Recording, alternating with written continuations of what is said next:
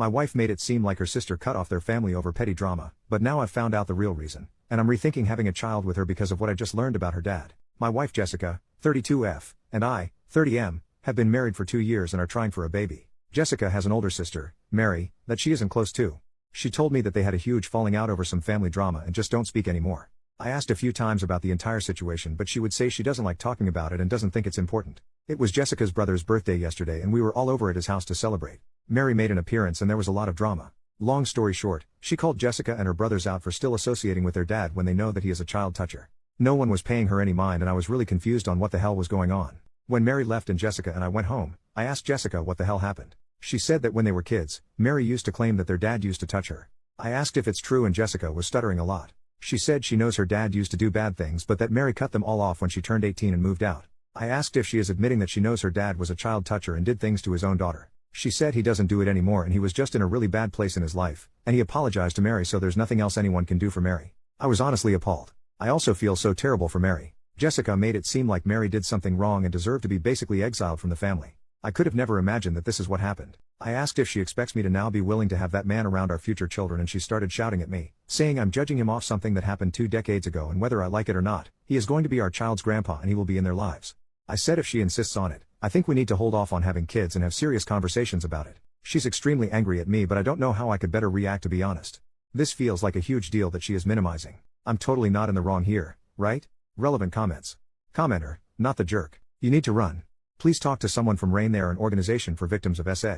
This is not something minor like occasionally being crabby with your kids on the mornings you have a migraine. This is a crime. I know a victim of child SA and many years later and thousands of dollars in therapy, this woman is still hurting. You need to get out now.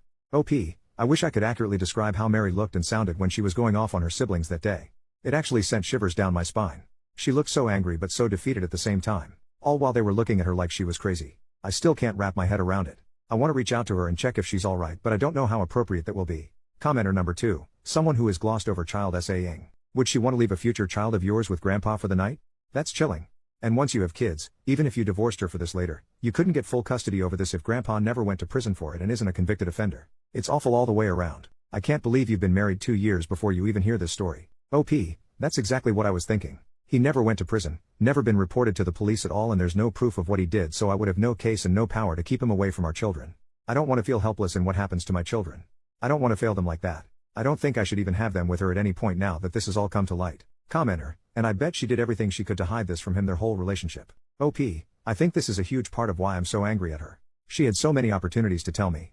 There are instances where she had to have actively gone out of her way to keep this entire thing from me. And if Mary hadn't shown up to their brother's birthday party, I would have still been in the dark. That thought seriously scares me. Top comment, pedos rarely retire. Update, 11-ish months later. Hi, it's been nearly a year since my initial post so I thought I would give an update. Well, a few days after my original post, I sat Jessica down and told her how I was feeling. I told her I'm not okay with what she and her family had done to Mary. They knew what their dad had done to her but still chose to take his side and make Mary look crazy. I told her I'm also not okay with brushing her father's crimes under the rug. She was quiet and didn't say anything. She didn't try defending herself or her family. She was just staring at me in a very chilling way. Almost like she was indifferent to whatever I had to say and just wanted it to be over. I told her I needed time to myself and I would leave and think about what I wanted to do. Suddenly she was paying attention. She seemed shocked and panicked. She started begging me not to leave, saying I'll get over it in a few days when we get back to how we usually are and things settle down. She said all families have skeletons in their closet and that this can't define our marriage. I said no and I left the house for a few days.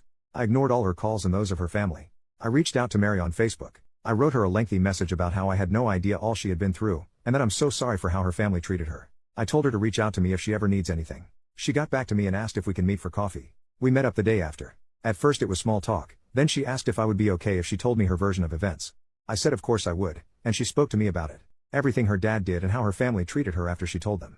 I felt physically sick. She even told me stories about how Jessica told her friends that Mary has a mental condition that causes hallucinations, and that just in case Mary starts rumors about their family, that's why. A lot of people still believe Mary has a mental condition because of Jessica. I knew after that talk that I had to end things with Jessica. I went over to our house and told her I want a divorce. I told her I cannot stand the thought of being her husband and a part of their disgusting family. All she did was cry and ask, all this for her? I knew then that she hadn't changed.